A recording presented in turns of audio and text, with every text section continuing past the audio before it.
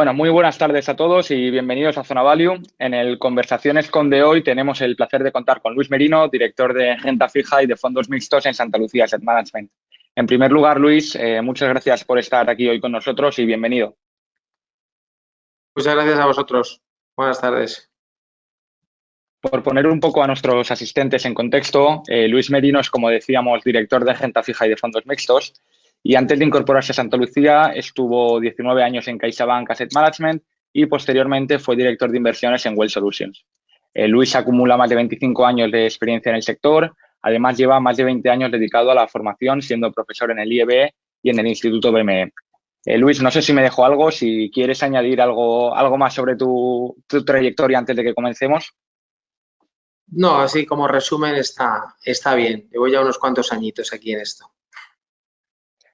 Bueno, estoy convencido de que para el día de hoy y para poner en valor las oportunidades que ofrece la renta fija, tanto en la actualidad como en el futuro más próximo, contamos con un excelente ponente.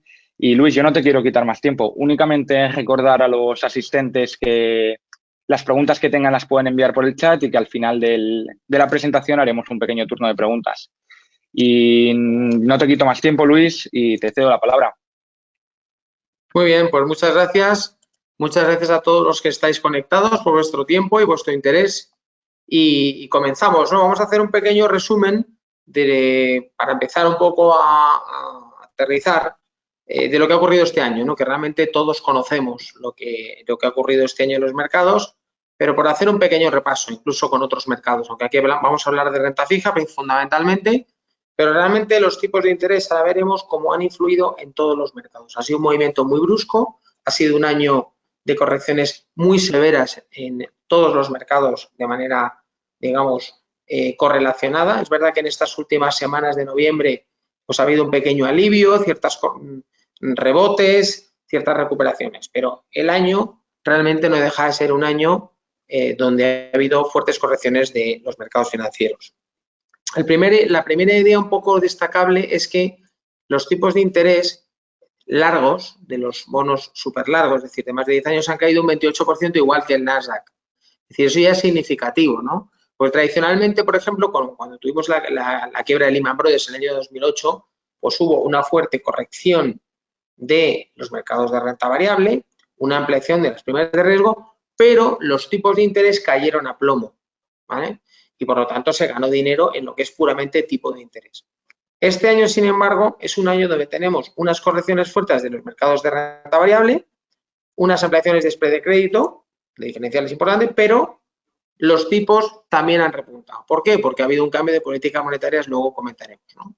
Luego, la renta variable emergente, la renta fija emergente, pues también destacan en el lado negativo. ¿Por qué? Pues porque un dólar fuerte perjudica a las economías emergentes. Unos tipos de interés en Estados Unidos más altos perjudican mucho. ¿Por qué? Porque las economías emergentes están muy dolarizadas, ¿no? Entonces, aquí un poco vamos uniendo mercados, uniendo, digamos, variables que iban determinando el comportamiento de diferentes mercados, ¿no? Y luego, en general, aquí vemos correcciones de doble dígito, tanto en bonos como en bolsas, como en spread de crédito, etcétera, etcétera, ¿no? Entre 10 y 15%. Y luego, en el lado positivo, pues bueno, ¿qué es lo que mejor se ha comportado? Se ha comportado mejor el oro, se ha comportado mejor la bolsa de Japón, porque bueno, pues al final la debilidad del yen pues beneficia a la bolsa japonesa, y luego activos un poco de esquina, si quieres, es decir, oye, materias primas, ¿no? Pues la gente normalmente no invierte en materias primas. El dólar, bueno, pues si has estado en dólar, pues bien, pero que realmente ha habido muy pocos sitios donde este año has podido ganar dinero. Esto es un poco por centrar el tiro y donde se destaca que la variable clave son los tipos de interés, que es de lo que vamos a hablar ahora.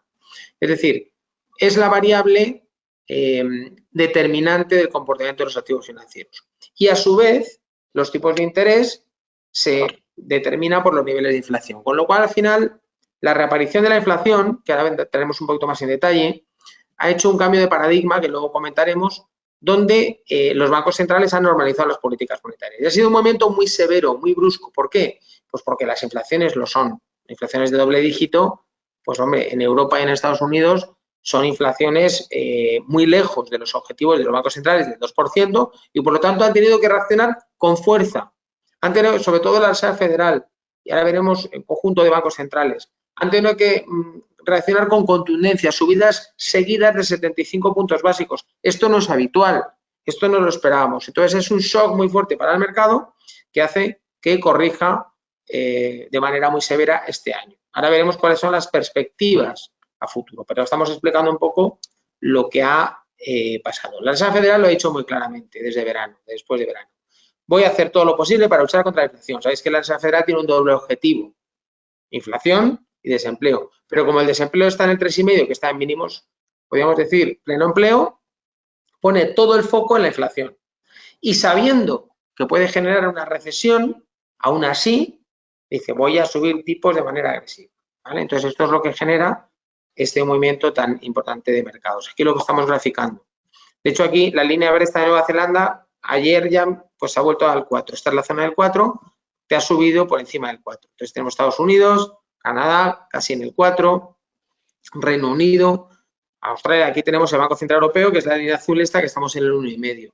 El Banco Central Europeo ha reaccionado tarde, ha reaccionado tímidamente, un poco tarde y mal, podríamos decir. ¿Por qué?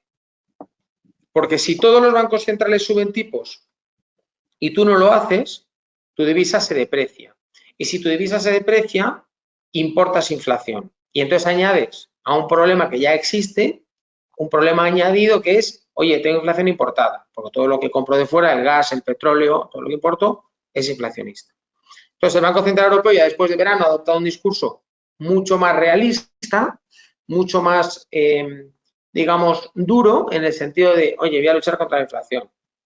Antes, la inflación es temporal, la inflación no puedo hacer nada porque son factores exógenos, primero los cuellos de botella, luego la guerra de Ucrania, es decir, eran excusas constantes.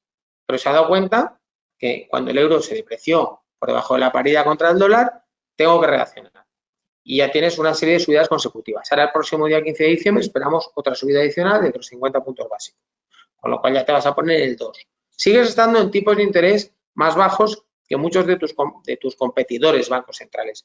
Solo queda la excepción de Japón y de Suiza. Están un poquito ahí, a rebufo, pero realmente el resto de bancos centrales te está metiendo presión. Y por lo tanto, esa es la tendencia que tenemos en el corto plazo de los bancos centrales. Es decir, vamos a ver más subidas. ¿De acuerdo? Son buenas noticias para los ahorradores, que ven cómo tienes ya productos, luego hablaremos un poco de producto que ya te ofrece rentabilidades atractivas. Son buenas noticias para nosotros inversores en renta fija, porque hace unos años invertíamos a tipos en negativo, ahora estamos invirtiendo a tipos bastante razonables. Es decir, estamos invirtiendo en los mejores tipos, podríamos decir, de los últimos 5 años. Son buenas noticias. Son malas noticias para las hipotecas. El común de las familias que tienen hipotecas se le ve encarecer. Es decir, que esto es una doble moneda, pero también es verdad que las hipotecas se han beneficiado durante los últimos años de un contexto muy beneficioso y los ahorradores no. Ahora toca un poco cambio de tornas, ¿vale? Oye, pues ya desde el punto de vista de mercados vemos la renta fija más atractiva. No significa que ya sea el momento de entrada hoy necesariamente, porque va a seguir viendo volatilidad. Pero sí que vemos la renta fija con respecto a otros mercados, pues algo más interesante. Luego daremos ya unos datos concretos, ¿no? Pero carteras ya con un 3%, un 4% de TIR media, 4 y pico, ya empieza a sonar bien. ¿Por qué? Porque tienes un colchón. Ya tienes un colchón que te protege de pequeños movimientos adversos. ¿Vale? Luego entraremos un poquito más en detalle, pero eso es un poco como una primera aproximación, ¿no? Entonces, es evidente que los bancos centrales están reduciendo liquidez. Aquí estamos pintando los 4 principales bancos centrales en agregado, cómo se prevé que vaya reduciendo. ¿Por qué? Porque no están renovando las compras de activos que estaban comprando hasta ahora. Entonces, esto también impacta en activos financieros, mercados de bonos, etcétera, etcétera. Hay bancos centrales como Banco de Inglaterra que hace un endurecimiento activo, es decir, vendiendo bonos a mercado, pero es un poco la excepción. Tanto la Reserva Federal como el Banco Central Europeo lo que están haciendo es una reducción de liquidez pasiva. ¿Qué significa esto? Pues que cuando te van venciendo los bonos que tengo, no voy reinvirtiendo. O sea, hay diferentes ritmos, diferentes maneras de reducir liquidez. Por ejemplo, en el Banco Central Europeo tiene las subastas de liquidez, los famosos TLTROs. Los bancos acuden para recibir liquidez del Banco Central Europeo. Han endurecido las condiciones y lo que es previsible es que esto se vaya reduciendo. Por lo tanto, tienes diferentes maneras, pero la conclusión es que los bancos centrales han estado ahí durante muchos años primero con los niveles bajos de inflación, después con el COVID, soportando los mercados. Y ahora están en fase de retirada. Unos lo hacen más gradualmente, otros lo hacen más agresivamente, pero esto al final también impacta en tipos de interés y en los mercados. Lo que es evidente es que estamos ante un cambio de paradigma. Lo que es evidente es que teníamos unas décadas pasadas donde había niveles de inflación extremadamente bajos, próximos a ceros. Había una serie de variables, digamos, globales, de tendencias que eran deflacionistas. Envejecimiento de la población, globalización, etc. Entonces, en concreto, la globalización pues se está redefiniendo, ¿vale? Se está redefiniendo en políticas de bloques. La guerra no ha hecho más que acentuar esta problemática. Entonces, donde antes teníamos una economía global donde se fabricaba en los sitios más baratos y donde tenía en China y donde tenía suministros energéticos, por ejemplo en Rusia, muy baratos, el gas a Europa, pues esto se rompe. Entonces ahora tenemos una política de bloques. Y ya no es tanto economías occidentales y economías comunistas o... no, ahora mismo ya tenemos una mezcla porque tenemos democracias occidentales en un lado y por otro lado tenemos autocracias. Tenemos teocracias como Irán e Irak, que son economías basadas en el Islam. Tenemos plutocracias, es decir, que unas oligarquías, digamos, gobiernan el país, ¿no? Tenemos Arabia Saudí, Qatar ahora con el Mundial. Oye, se está cuestionando, ¿es un país libre? Pues bueno, de aquella manera. Es decir, tenemos un bloque de países heterogéneo que está, digamos, recibiendo renta a nivel mundial de los países occidentales, típicamente con democracias libres. Entonces, esto es un cambio de paradigma. Y esa política de bloques que establece sanciones, tarifas, establece más barreras, relocalización de actividades y todo ese proceso es inflacionista, ¿vale? Entonces, estamos entre ese ajuste en la economía global, donde tenemos un nuevo régimen que tiene más inflación que en las últimas décadas, ¿vale? Y ya tenemos encima de la mesa inflaciones del 10%, del 8%, etcétera, etcétera. O sea, eso ya está aquí. La gran duda y la clave de todo es, oye, ¿cómo van a evolucionar las inflaciones durante el año 2023? Hay un consenso en que las inflaciones durante el año 2023 van a caer. Eso yo creo que prácticamente todo el mundo está de acuerdo. Por el famoso efecto base. Cuando tú calculas la inflación, calculas con los últimos 12 meses. Evidentemente, si has tenido unas subidas muy fuertes, a los siguientes meses o trimestres ya no las vas a tener y por lo tanto te va a caer. Vale.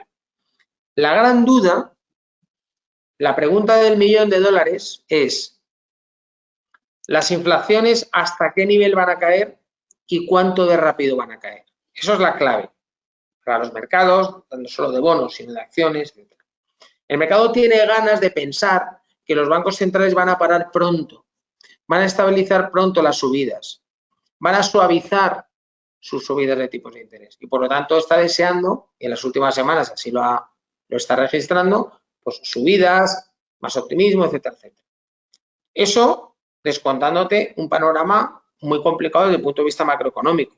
¿Por qué? Porque los indicadores adelantados te apuntan a una recesión. Aquí estamos pintando unos indicadores adelantados de Estados Unidos que lo que te incluyen son variables, por ejemplo, como lo son el coste de las hipotecas, como son los tipos de interés, como es el crédito al consumo, pero también encuestas adelantadas como son el IFO, bueno, en este caso en Estados Unidos el ISM, etcétera. Es decir, una serie de encuestas, ¿vale? Entonces el Conference Board agrupa estos diferentes indicadores económicos y te va marcando. Entonces, las últimas veces que este indicador ha estado en terreno negativo, ha venido acompañada de recesiones. El año 81, el año 90, el año 2001 con el tema de las .com, el año de Lehman Brothers con una recesión profunda y duradera, sobre todo financiera, el tema del COVID. Es verdad que ha habido veces que ha estado en este terreno y que luego ha rebotado. Entonces, la duda es, ¿estamos ante una recesión breve, una recesión suave y una recuperación próxima o estamos ante una recesión severa? Esa es un poco la duda para el año que viene. Entonces, en función de eso, pues los tipos de interés harán una cosa u otra, ¿vale? Los tipos de interés, que lo veremos un poco más adelante con las pendientes que tienes, han caído a plomo en los largos plazos y por lo tanto te están descontando una desaceleración fuerte en las economías. Los grandes organismos internacionales te apuntan a un estancamiento económico de las principales economías desarrolladas durante el año 2023. Y también te apuntan a inflaciones a la baja. Pero insisto, ¿cuánto a la baja? Porque si la inflación se queda en el 3-4%, será difícil que los bancos centrales relajen sus políticas monetarias. Porque hay que recordar, no se nos puede olvidar, que el objetivo del Banco Central Europeo sigue siendo el 2%. Todo lo que sea por encima del 2%, aunque caiga del 10 al 4, del 10 al 3, sigue siendo por encima de sus objetivos. Por lo tanto, es difícil que relajen. Todo apunta a que va a haber una pausa en las subidas de tipos de interés, ¿vale? En Estados Unidos se está hablando en la zona de 4,5, 4,75 y en Europa el Banco Central Europeo podría parar en torno al 2,5 de subir. ¿Por qué? Porque también se espera, aquí estamos pintando en Alemania el PIB y estamos pintando indicadores adelantados, como es el IFO, que son de expectativas que te apuntan a un claro deterioro. Por lo tanto, aquí en Alemania y en Estados Unidos, en Europa, en Estados Unidos, lo que prevemos es menores tasas de crecimiento para el año que viene. Otra cosa es cuánto de eso está descontado en el precio ya de los bonos actuales. El consumo es normal que se deteriore porque la renta real de las familias se reduce. La renta disponible en términos reales, que es decir, la renta que uno gana menos la inflación, claramente está erosionándose. Y por lo tanto, el consumo se va a deteriorar y el préstamo al consumo también. Entonces, eso ya está un poco en el mercado, ¿no? Y es lo que está moviendo todo este movimiento de tipos. Las tasas de crecimiento que van a tener las principales economías desarrolladas, si bien cuando empezó a rebotar tras el COVID se esperaba que recuperáramos los niveles pre-COVID, tanto en Estados Unidos como en la eurozona como en Reino Unido, pues se ha quedado a las puertas, es decir, se ha quedado a niveles inferiores de los previos al COVID en las principales economías desarrolladas, ¿vale? Entonces, la tendencia prepandemia ahora ya es a unos niveles más bajos. Por lo tanto, tienes un doble impacto aquí, que esta es la clave de todo. Es decir, tienes PIB a la baja y tienes inflaciones al alza. Entonces, esto es un proceso tremendamente peligroso que se llama estanflación, que es inflación con estancamiento o con recesión, y que en teoría es lo que explica el mal comportamiento de los mercados, sobre todo de los mercados de renta variable este año. Lo que pasa es que el mercado mira hacia adelante. El mercado no dice, oye, ¿esto es lo que está pasando? No. El mercado lo que dice, oye, ¿qué va a pasar? Esto es como una balanza. En un platillo de la balanza tienes desaceleración económica, la línea azul, el PIB a la baja. Y en otro lado de la balanza tienes más inflación. ¿Quién va a ganar la batalla? Esa es la pregunta. Los mercados están es difícil de responder porque tú miras lo que está pasando en los mercados recientemente y tienes los tipos de interés cayendo. Si los tipos de interés caen, lo que interpretas es que estaba ganando la balanza la recesión. Sin embargo, luego miran las bolsas y están subiendo, están recuperando, digo, estas últimas semanas. Entonces, oye, si está descontando una recesión, ¿cómo es que las bolsas suben? Sí, porque al final lo que las bolsas interpretan es, oye, el lastre ha sido las subidas de tipos de los bancos centrales y en la medida que las inflaciones se prevean más bajas, va a suavizarse ese endurecimiento de políticas monetarias. Entonces ya compran pues que los bancos centrales paran las subidas antes de lo previsto. Entonces es un poco el juego que estamos ahora con una incertidumbre muy elevada en el tema macroeconómico. Hay indicadores que ya apuntan a una estabilización, a una normalización. Por ejemplo, los famosos cuellos de botella. Cuando salimos del COVID, observamos cómo había una serie de procesos donde había atascos, donde había problemas de suministro en barcos, en fletes, etcétera, etcétera. Y esto generó unas tensiones, ¿vale?, que vemos aquí, a comienzos de año acrecentadas por la guerra, en alimentos, en tecnología, en chips, etcétera, etcétera. Esto se ha relajado y casi se ha normalizado. Por lo tanto, tenemos indicadores que ya dicen, oye, esto es lo que publica la Reserva Federal de Nueva York, el Global Supply Chain Pressure Index, que es un índice que lo que te indica es, oye, cómo de estresados están los procesos de producción, en este caso los procesos de abastecimiento en las cadenas de suministro, ¿vale? Entonces eso se está, bueno, por ese lado, buenas noticias. Por otro lado, el gas ruso a Europa, pues prácticamente se ha cortado el grifo. Entonces, como se ha cortado el grifo, se ha repuesto inventarios. Pero el problema, ¿cuál es? Que Europa necesita especialmente Alemania, importar gas en barco, gas natural licuado, que es más caro. Entonces hay una competencia en el mercado del gas y al final le preocupa su suministro. De momento ha cubierto un poco para el invierno, hay unos inventarios, pero queda el invierno que viene. Entonces, esto está ejerciendo también una presión al alza. Entonces tenemos indicadores contradictorios en ese aspecto. Unos indicadores son deflacionistas, de normalización, y otros indicadores son todavía inflacionistas.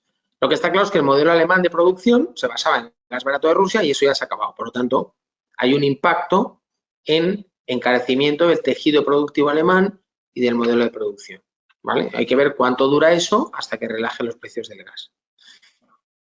Entonces, en los mercados, lo que se cotiza que es las expectativas de inflación a largo plazo. No ya las que se están publicando ahora, que ya las sabemos, sino cuáles son las expectativas de inflación. Y ahí podemos mirar varios indicadores. Uno de los indicadores más usados es el swap de inflación, que es un producto financiero donde los bancos se ponen de acuerdo y hay un consenso en dónde va a estar la inflación a futuro. En este caso es de 5 años dentro de 5 o en los bonos ligados a inflación, que es lo que se llama el break-even. Hay diferentes indicadores líquidos dentro del gobierno europeo, gobierno americano, curva swap, es decir, participan muchos participantes, agentes financieros especializados, que tratan de adivinar dónde va a estar la inflación a futuro. Entonces, hemos estado, por ejemplo, Estados Unidos en la zona del 2,5 y últimamente ha relajado. En Europa es la línea negra, pues se acerca al 2. La caída del crudo reciente, pues lógicamente es una variable muy importante. Este desplome del crudo, pues te hace caer las expectativas de inflación. Ahí tienes también ruido. ¿Por qué? Porque Arabia Saudí, la OPEP con Rusia, reduce 2 millones de barriles de la producción, entonces el precio sube, que es este rebote del Brent. Luego resulta que se empieza a descontar desaceleración, menor demanda, vuelve a caer. O sea, tienes mucho ruido ahí.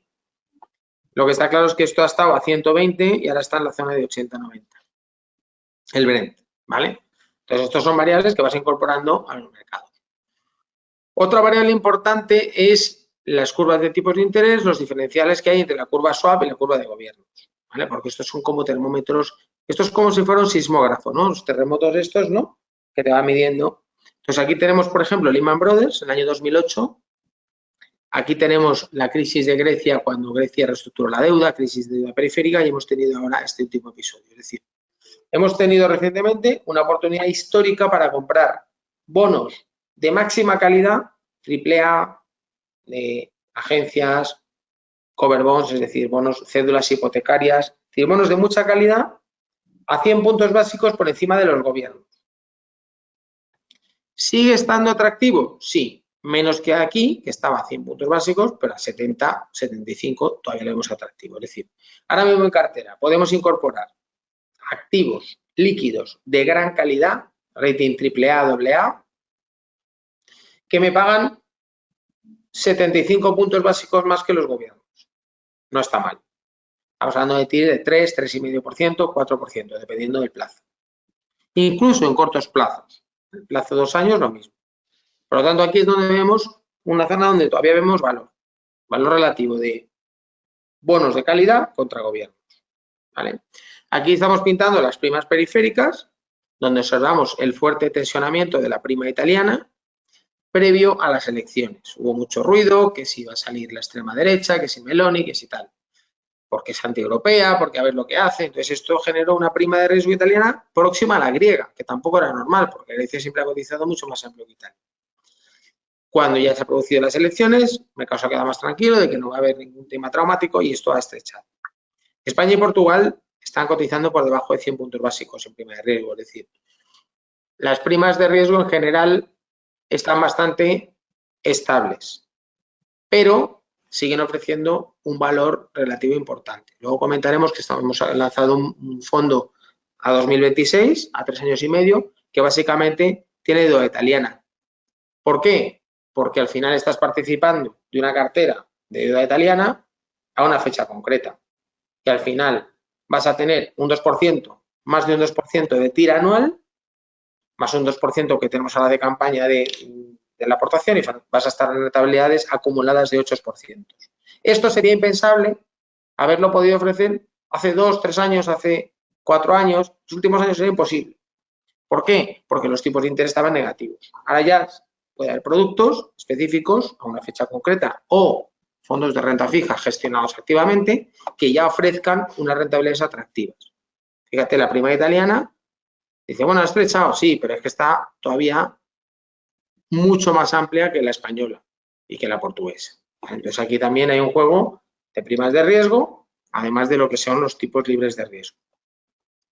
Lo que vemos un poco caro son los bonos de deuda pública española en los cortos plazos. Aquí tenemos la curva de deuda española, la curva azul, y la curva swap, que es la curva interbancaria.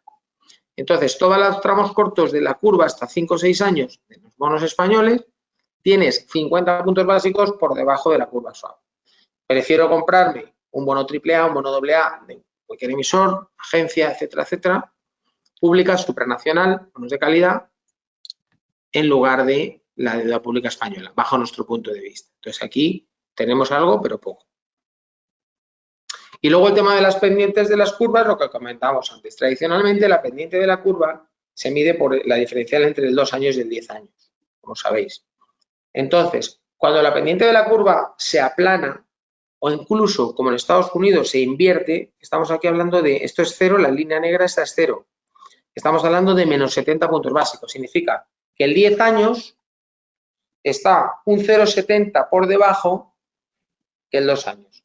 Esto en principio no es algo natural, no es algo normal. Lo normal es que tú al 10 años le exijas una pendiente positiva.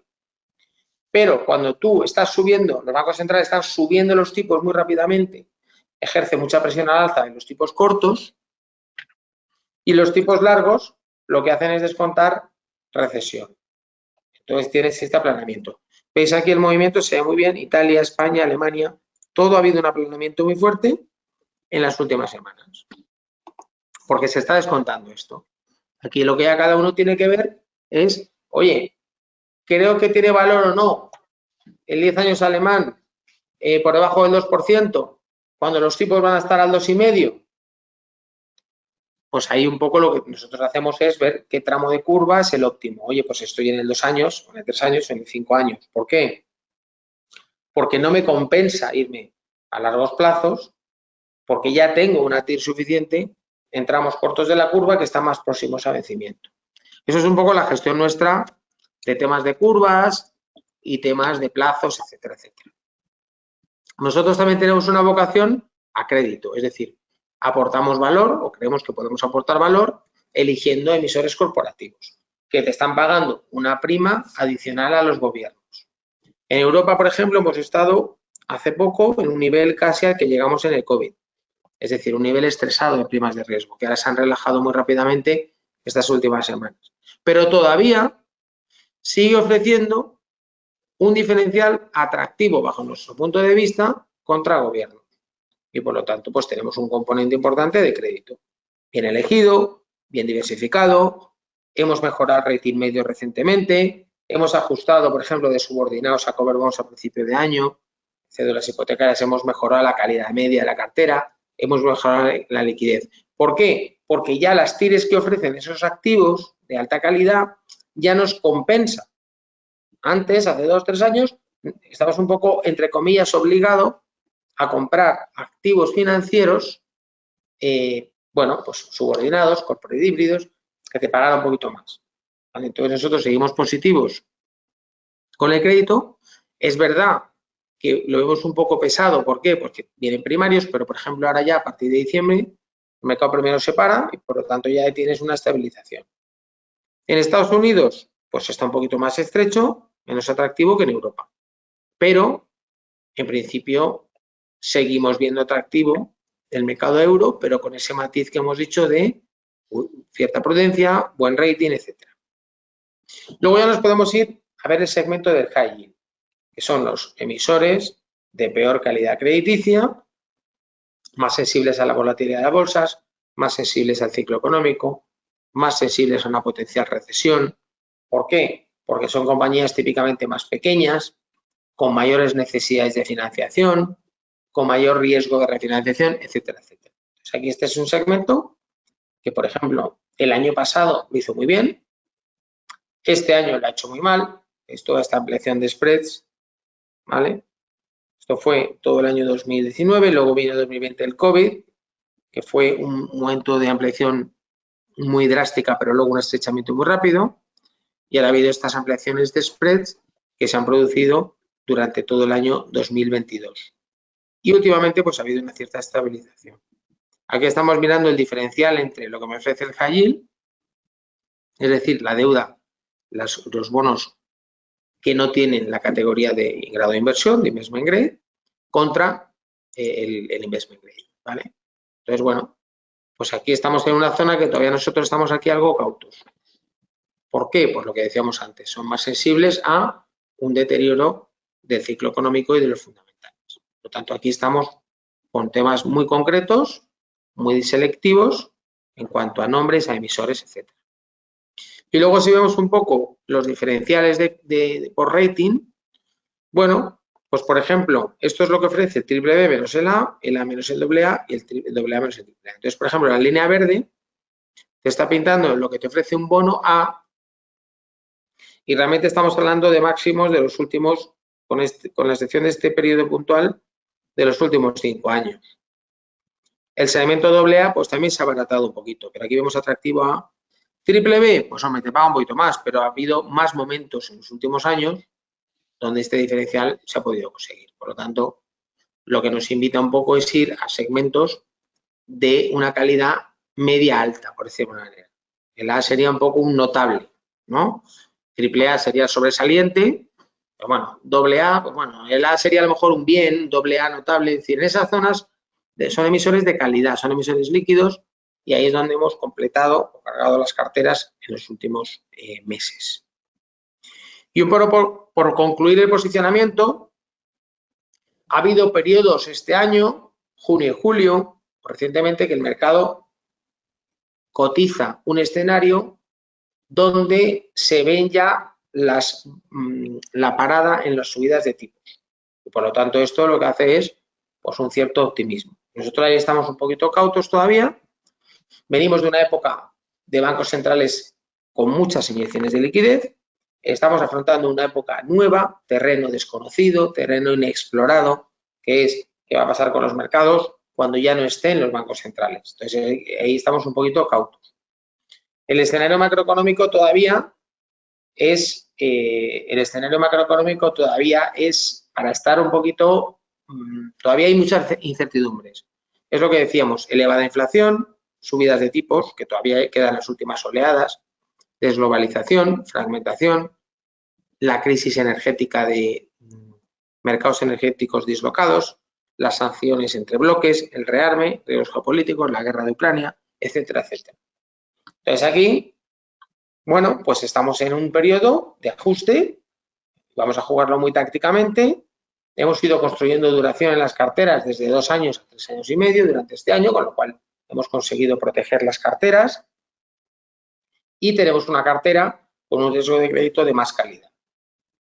Bueno, entonces vamos buscando el momento de completar bolsas, completar high yield, no tenemos prisa, tenemos paciencia, vamos a buscar valoraciones adecuadas y vamos a buscar momentos del tiempo adecuados. ¿Dónde seguimos viendo valor en la renta fija? En tramos cortos, en tramos intermedios, en bonos de alta calidad, ligados a la curva swap, en deuda italiana, pues bueno, ahora un poquito estrecha un poco, pero sigue ofreciendo una rentabilidad mayor que la española, etcétera, etcétera. Entonces aquí hay una serie de segmentos donde en bonos AAA cover bonds, cédulas hipotecarias, que hemos comentado, etcétera, etcétera. ¿Vale? Entonces, ya aterrizando un poco en los productos, pues tenemos Santa Lucía renta fija a corto plazo, Santa Lucía renta fija. Este fondo son fondos con un buen track record. Este tiene 5 estrellas de Morningstar, 4 estrellas de Morningstar. Esos son fondos que están catalogados como que han conseguido en los últimos 3 años un posicionamiento recurrente y una recurrencia, digamos, en la gestión, una consistencia, ¿vale? Entonces, lo que os comentaba antes, este fondo de renta fija a corto plazo, con una duración de tipos baja, de menos de un año, ya tienes una media de un 3,5. ¿Eso qué significa? Esto lo que significa es que para que tú pierdas dinero en este fondo,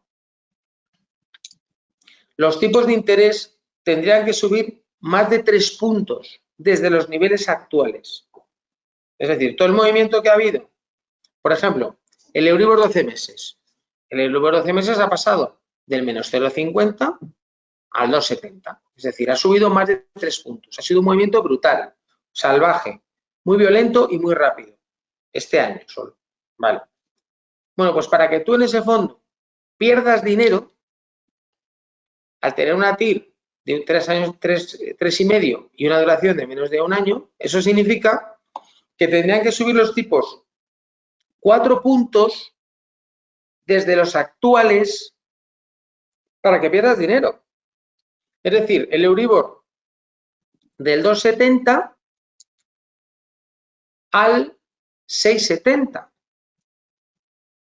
Eso no lo maneja absolutamente nadie. O sea, es un escenario totalmente de cola, o sea, de extremo. Nadie. ¿Entiendes? Es decir, que tú con esa TIR que tienes en esa cartera en el corto plazo, tienes una certeza de que vas a tener una TIR ya muy razonable.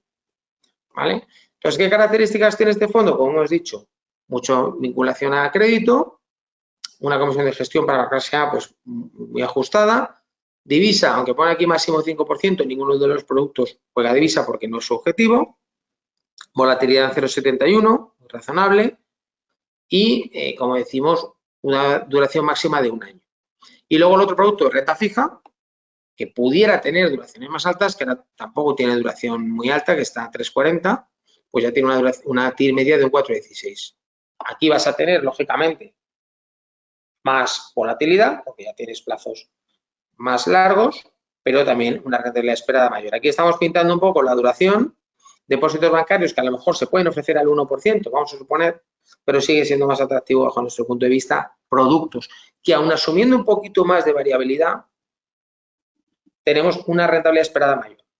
Si queremos un punto intermedio entre el Santa Lucía renta fija a corto plazo y el renta fija, es el producto que os comentaba antes que hemos lanzado recientemente, que es Objetivo 2026. Es decir, estás comprando una cartera de bonos a 3 años, de tal manera que tienes una rentabilidad conocida ex ante, a priori. Cuando tú compras, que ahora mismo estás en el 2 y pico de TIR media anual, más un 2%, que es con la campaña que decíamos hasta diciembre. Por lo tanto, un inversor que entre ahora puede tener una rentabilidad de más de un 8% de hoy a vencimiento, con una certeza muy alta porque se va a vencer. Entonces, digamos que hay diferentes horizontes temporales. Corto plazo, plazo intermedio, que sería el 2026, y renta fija. ¿Vale? Aquí tenemos un gráfico del comportamiento del Santa Lucía renta fija a corto plazo en los últimos años. Aquí tenemos la línea azul, es el fondo, aquí tenemos el COVID, caemos menos que muchísimos fondos, aquí estamos metiendo fondos de BlackRock, de grandes gestoras internacionales, Santander, BBV, Grupama, Natixis, Allianz, muchísimos, todos productos de corto plazo. Entonces, aquí tenemos una pequeña corrección, una recuperación después del COVID muy potente, y ahora, lógicamente, es un fondo que está en negativo, lógicamente, pero ha caído muchísimo menos que fondos que han caído en este periodo un 4 o 5%. ¿De acuerdo? Con lo cual, el comportamiento contra competencia ha sido favorable. El comportamiento contra benchmark también ha sido favorable. Hemos sacado en los últimos años más de 2,5 puntos al índice de referencia. Por lo tanto, es un fondo que tenía su track record, tiene su historia, y esto es desde octubre de 2018. ¿Vale? Ya tienes una historia con diferentes momentos de ciclo bajista, ciclo alcista, COVID, guerra, o sea, tienes diferentes. Solamente con una gestión activa que has podido tener flexibilidad para irte adaptando a esas circunstancias, has podido conseguir esto. Porque si hubieras estado a piñón fijo, no hubieras tenido este diferencial contra el benchmark. Y ya para terminar, bueno, aquí el proceso de inversión pues es un proceso multiangular, metemos muchas variables, es un tema complejo, lo hemos ido comentando todo esto. Tampoco me voy a extender aquí mucho más.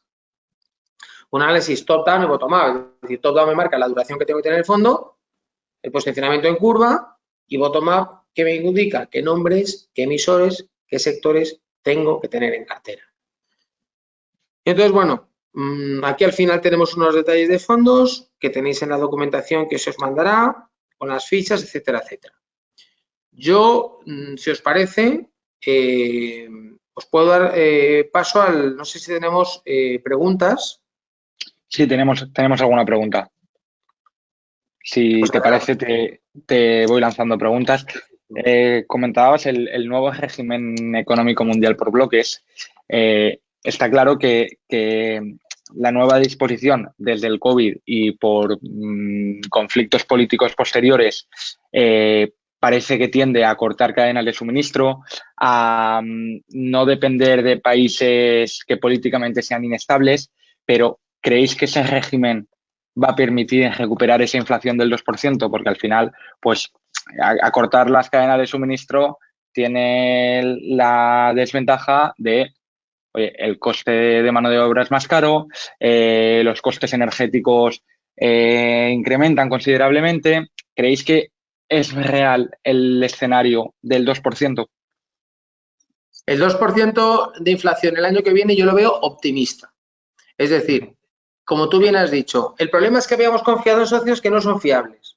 Habíamos confiado en fabricar todo en China y en la India porque era más barato. Alemania había confiado en Rusia para suministro de gas. O sea, cosas estratégicas.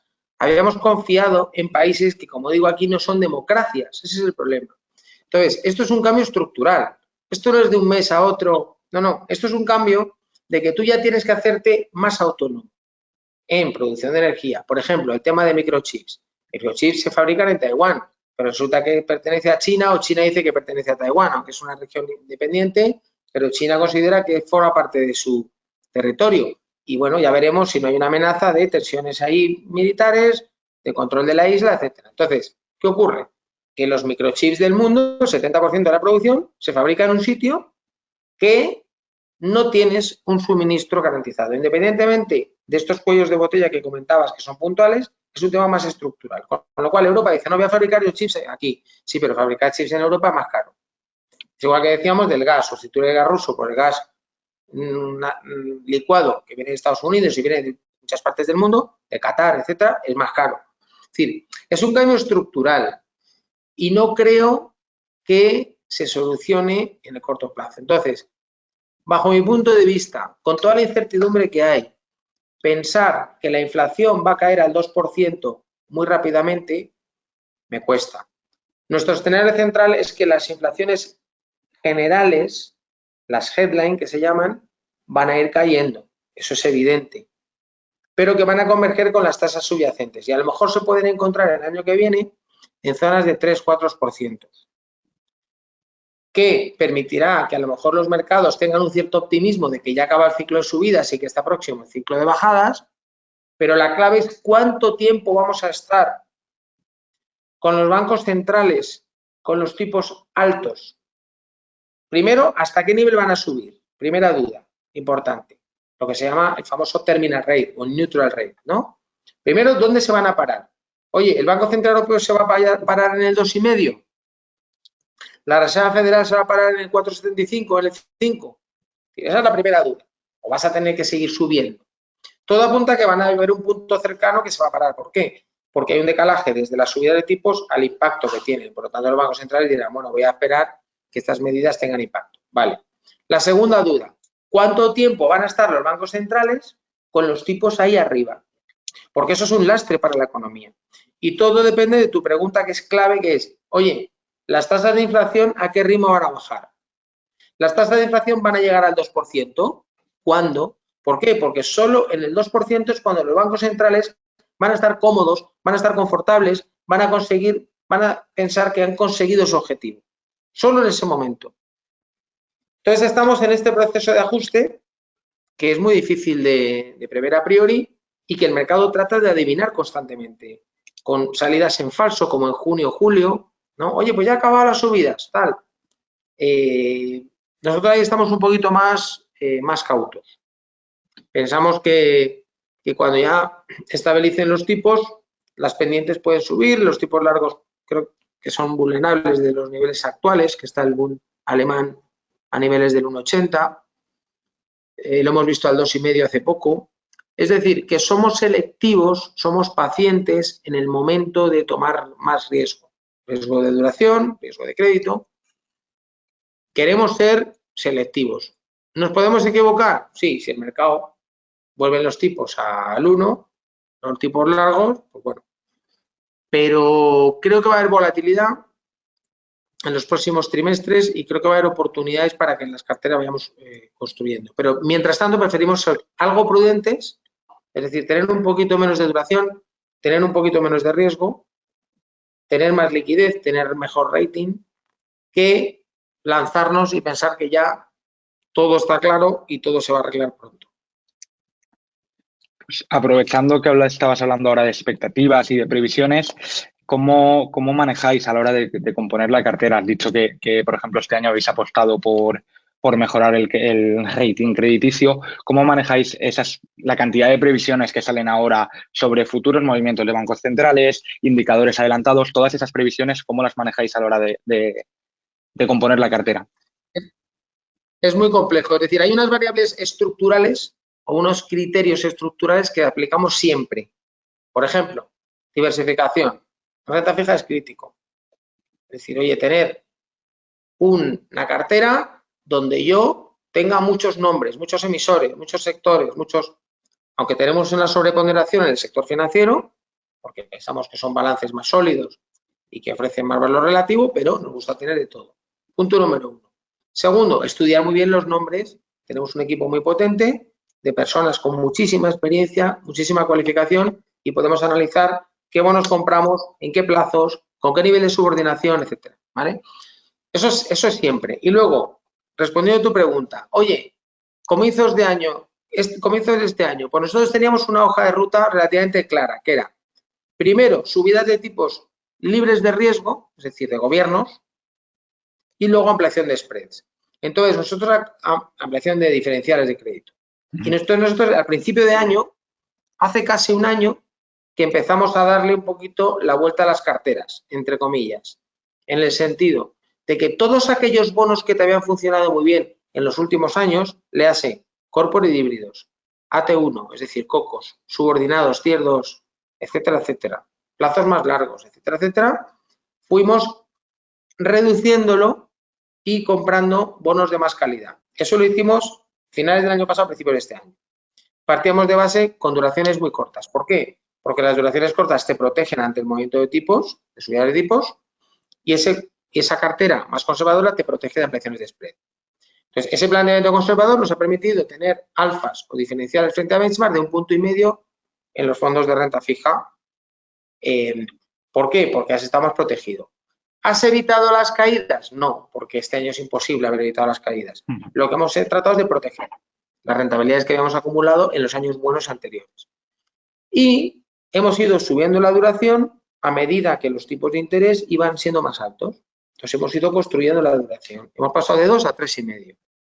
Seguimos infraponderados respecto a nuestro benchmark, que es 4, pero estamos mucho más cerca de la neutralidad. Y con toda la volatilidad que ha habido recientemente estamos muy cómodos, estamos muy contentos. ¿Por qué? Porque las carteras están funcionando bien. Es decir, que en este mes de noviembre que suba más de un 1% el benchmark y nosotros acompañemos, va bien. Ha subido un 1% y yo, habiendo acumulado un diferencial, habiendo caído menos en la caída, ahora en la subida participo. Estamos cómodos, estamos contentos. Es decir, ¿por qué? Porque tenemos bonos de mucha calidad, pero también tenemos algún bono subordinado de bancos como Cajamar, como Unicaja, como Sabadell, que ofrece muchísimo valor y hemos mantenido. Cuando había sufrido mucho y esto ya, que te pagan 8 o 9% de TIR. Entonces, eso ha hecho que en la recuperación esta de las últimas semanas, pues hayan también aportado. Por lo tanto, tenemos una cartera muy compensada, muy balanceada y está funcionando bien. Y ahora mismo, de cara al año 2023, pues lo que hay que pensar es eso, oye, ¿qué pienso que va a pasar con las inflaciones? Nuestro escenario central es desaceleración económica e inflaciones cayendo, pero quizá no tanto como en las últimas semanas el mercado ha descontado. Entonces, ahí estamos un poquito más cautos. Y por otro lado, ahora que también citabas el tema de los benchmark y de los índices y que hemos visto antes que el corto plazo tiene un alfa de más del 2%, ¿qué opinión tenéis y cómo utilizáis respecto a la gestión activa o no activa de los benchmark en el caso de la renta fija? Nosotros tenemos una filosofía desde hace tiempo, creemos que es la única que, bajo nuestro punto de vista, defendemos es la gestión activa. Es decir, la gestión en directo de la renta fija es una gestión activa. Eso significa que tomamos posiciones, por ejemplo, largos de crédito contra gobiernos. Entonces, es una posición que tenemos estructural, que hemos ido modulando. Pero es una gestión activa, es decir, ¿por qué? Porque creemos que podemos aportar valor en las carteras de crédito, que tradicionalmente tienen un diferencial contra gobiernos, y se aporta valor al partícipe. Que también se gestiona, como hemos explicado antes, lo voy modulando, ¿no? Entonces, nuestra gestión es activa, es evidente. Hubo mucha gente que dijo, no, yo en renta fija me compro un ETF y gestión pasiva, ¿no? ¿Qué pasa? Que este año se ha dado cuenta, es que la ETF tiene duración 8 y llevo un menos 20. Anda, o un menos 15, ¿no? Es decir, estar a peñón fijo con una duración alta. ¿Por qué digo duración 8? Porque el mercado, el benchmark, tiene duración, si te coges el mercado, 7, 8 años. Todos los bonos, ¿no? Entonces, si tú has hecho una gestión pasiva, te has comprado una ETF solo del mercado, este año has caído un 15 o 20%. Entonces, ¿habrá casos puntuales donde compremos algún producto o las carteras de gestión pasiva? Sí, pero es muy marginal. Por ejemplo, si quieres tener exposición a un mercado, por ejemplo, el mercado de préstamo, el mercado a lo mejor de muy de nicho, etcétera, pues puntualmente podríamos comprar algún fondo. ¿Sabes? De préstamos o el tema de, por ejemplo, imagínate que, no es el caso, pero imagínate que quisiéramos comprar renta fija emergente. Bueno, pues a lo mejor lo haces a través de un fondo, ¿no? Pero en general, en los fondos de renta fija es gestión en directo, de bonos, porque somos especialistas, porque conocemos el mercado euro y porque creemos que podemos dar valor, ofrecer valor, y así lo hemos demostrado en los últimos años. Entonces, ahí es donde podemos dar valor en los productos de renta fija. Sin duda, vamos, el análisis y el expertise es lo que te da ese diferencial y ese valor. Luis, si nos puedes contar un poco más sobre el producto nuevo, porque si no me equivoco, es un producto que tiene una ventaja importante, ya que el mínimo de entrada es menor que si quisieses invertir directamente como inversor retail en deuda italiana. ¿No es así? Sí, a ver, la principal ventaja del producto es un producto 2026, es decir, es un producto algo más de 3 años, por mediados del 2026. Entonces, ¿qué ventaja tiene para un cliente o una persona en la calle? Pues que está participando de las tires del mercado en una cartera de deuda italiana y lo ideal es que se olvide. Es decir, yo compro esto a una TIR y sé que a medida que va pasando el tiempo, yo me voy acercando al vencimiento. Y está participando en esa prima de riesgo italiana que estamos diciendo a través de una cartera de bonos y ya está. Es decir, el horizonte temporal, como decíamos antes, es intermedio entre el renta fija a corto plazo y el renta fija. Es decir, es un punto intermedio, ¿vale? Como decíamos antes, ahora tenemos una campaña donde pagamos un 2%, entonces al final dices, oye, compro un bono, un 2% de campaña de bienvenida hasta diciembre, que ya queda pocos días, por cierto. Y además estoy participando de unas tires, 3,5% en el corto plazo, en torno a 2 y pico en el 2026, porque es deuda italiana, lógicamente, ahí no tienes crédito, no tienes emisores privados, no tienes corporativos, y luego en renta fija, 4,5. Elige, incluso es compatible, a lo mejor tener un poco de cada, una duración media, ¿vale? Entonces, en el caso de renta fija a corto plazo, tiene el renta fija liquidez diaria, hay pues liquidez absoluta. En el otro caso, lo ideal es, oye, me quedo a vencimiento, pero voy a tener unas ventanas para emergencias, para rescatar en los próximos años, ¿vale? Pero lo ideal es, bueno, pues ceñirte a esas ventanas de liquidez para tener esa posibilidad de reembolso.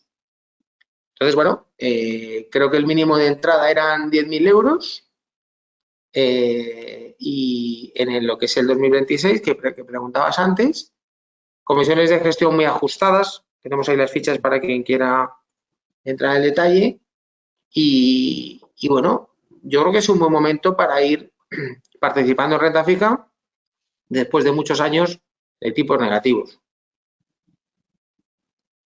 Sí, sí, sin duda. Y además bueno, yo cuando me los puse ya en su día Beatriz, es un fondo que me llamó mucho la atención. Pues bueno, Luis, vamos a ir acabando. No parece que de momento que haya más preguntas. Estoy convencido de que la exposición ha sido muy interesante para nuestros asistentes y que sin duda les habrá ayudado a localizar esas oportunidades de renta fija para el próximo año, para los próximos meses.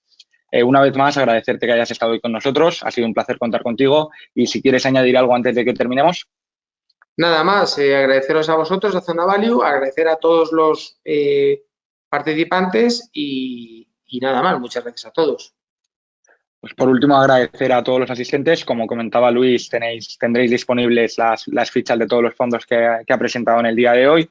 Y con esto damos por concluido el Conversaciones con de hoy y nos vemos el próximo lunes en un nuevo Conversaciones con. Un saludo a todos.